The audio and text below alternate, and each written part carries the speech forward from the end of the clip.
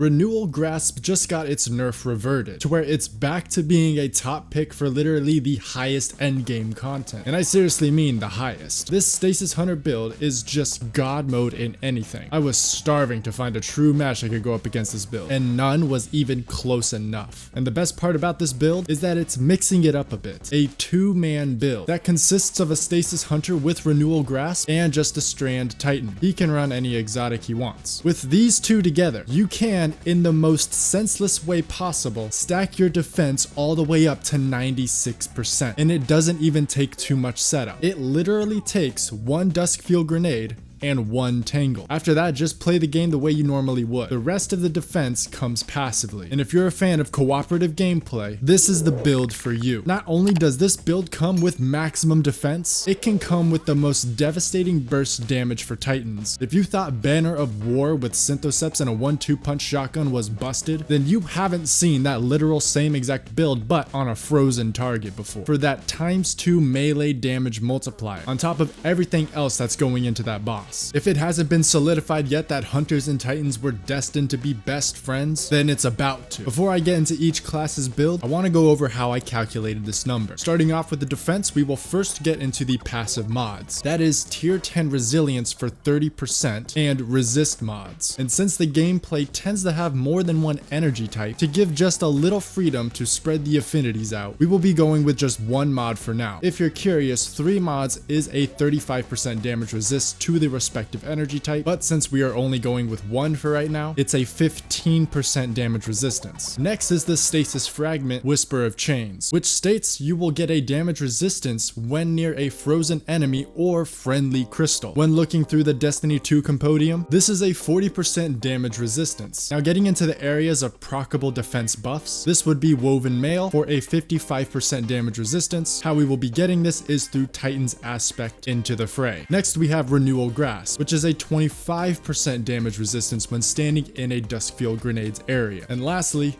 Whisper of Rhyme with the Stasis Overshield, granting a 50% damage resistance along with that. And to top it all off, if the enemy is either severed or standing inside the Duskfield Grenade, they will be doing 40% less damage to you. To calculate this, I use this formula that I am showing you on screen right now. And with all that said and done, you will get a 96.39% damage resistance for the Hunters. I'm sorry, Titans, but you guys can't take advantage of Whisper of Chains or the Stasis Overshields, being on the Strand subclass and all. But your damage resistance only drops down to 87.95%. It's impressive enough. But now it's time to get into the builds. Starting off with the Hunter, we will be on the Stasis subclass, of course. For my dodge, it will be Gambler's Dodge. This will help with freezing the area as much as possible by getting these Stasis Shurikens back as fast as possible. And this helps the Hunter in more ways than just proccing Whisper of Chains. This is to pair with our Aspect Grim Harvest, who spawn Stasis Shards when defeating slowed or frozen enemies. In order to piggyback off of that, we also have Whisper of Rhyme, but we'll get to fragments a little bit. For my grenade, it obviously has to be Duskfield Grenade. This decides your home, and may God help anyone that thinks about entering your home. Now getting back into the aspects, we already went over Grim Harvest. The Stasis Crystals are a must, I promise you. Next, we are also running Touch of Winter. This increases the size of our Duskfield and puts a small crystal in the center of it. This crystal comes with a choice, and we will get into that in just a little bit. Now getting into the fragments, first up and the most important one in my opinion would be Whisper of Shards, which states that by destroying a crystal it will temporarily boost your grenade recharge rate. This is a 500% increase. Next we have Whisper of Durance. This makes all of your effects like slow and freeze last longer, therefore making your window much wider when proccing Grim Harvest for Stasis Shards, as well as making the Duskfield Grenade last longer on the field. Next, and like I said previously, it will be Whisper of Chains. This is a 40% increase in defense when you are standing next to a frozen target or a friendly crystal. And would you look at that, the Duskfield comes right with one. How nice. And for the last two fragments, we have Whisper of Conduction that will draw in Stasis Shards so you don't have to leave your house for them, and Whisper of Rhyme. For when you collect a Stasis Shard, you will either at full health receive an Overshield, or not at full health, you will receive health. Going over the mods now as fastly as I can. You can either 1, pause and just play the match game here while looking at all my mods. 2, go look at the link in the pinned comment section. Or 3, just wait a little bit so I can go over only the important mods here. And to save you some time, I will be excluding the headpiece. So, starting off with the arms piece, most importantly would be grenade kickstart. On top of you choosing to shoot the crystal in the dusk field and getting increased grenade ability energy there, you will simply just have energy the millisecond you throw your grenade to begin with,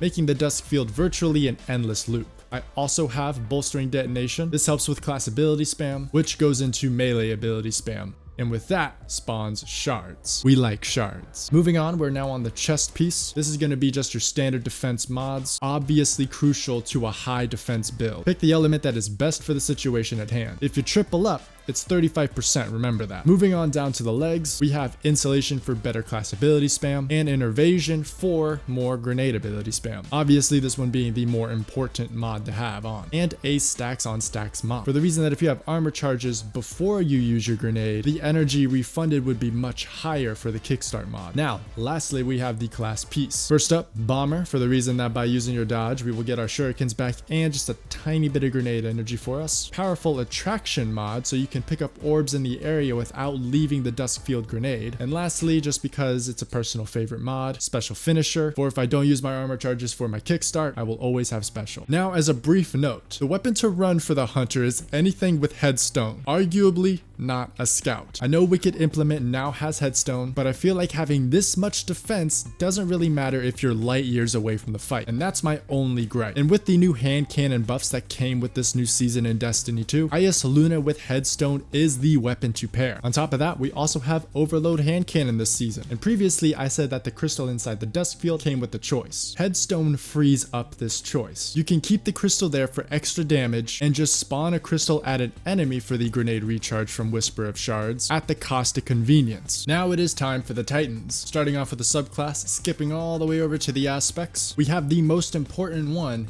into the fray. This states by throwing a tangle, you and your allies will receive woven mail, and this is a lasting effect. So by throwing the tangle inside the Duskfield grenade, you have a temporary generator to keep the woven mail active for at least longer than 10 seconds. That combo alone is nasty. Next aspect would be Banner of War. Obviously, not only are you now the tankiest beings inside Destiny 2, you now have a source of group healing. So moving on to the fragments now, we have the first fragment that is my personal no-brainer fragment, gotta have on, which would be Thread of Generation. Simply by doing damage, you receive grenade energy. It's pretty good. Next would be Thread of Warding. Just by picking up an Orb of Power, you will receive Woven Mail. After that, it will be Thread of Fury. By dealing any damage to targets with the Tangle, not only will you be receiving Woven Mail from Into the Fray, you will be receiving melee energy. And with Titans being the new highest DPS class because of all this little combo, it's always nice to make sure that you have energy to spare for your melee. Lastly, and this is a completely optional fragment, it would be Thread of Mind. Defeating suspended targets grants you class ability energy. Now, why I chose this was for the original idea of running the Titan exotic Abeyant Leap, which states that by defeating suspended enemies, you will receive Woven Mail, but you don't need this. Woven Mail is already a dime a dozen for just what we have right here. So instead, you can run Syntheseps. Will increase your melee damage, therefore furthering your damage output, of course. Now for the mods, it's almost identical to the Hunters. Instead of prioritizing the grenade, you will be prioritizing the melee. So completely skip at the headpiece again. We're going to move on to the arms piece, where we have Heavy-Handed being the only new addition to this build. Having the Orbs of Power drops grants your Woven Mail ease of access, plus it's going to return some of our abilities to us with some mods that we have on our legs piece. I also have Momentum Transfer, that is only because I don't know what else to put here, and I'd rather use the energy than not use the energy. But do what you will with that one, completely optional. Moving on to the chest piece, we have standard defense mods. Of course, pick the affinity that best suits your situation, so on and so forth. Moving on to the legs piece. Here we have insulation, so we can get our barricade back as much as possible. Next up, we have invigoration, which will just grant us more melee energy upon orb pickup. I have a stacks on stacks mods here. This is obviously optional as well, and you're gonna see why when we get to our class piece. So now getting to our class piece, we have triple outreach, or you have special finisher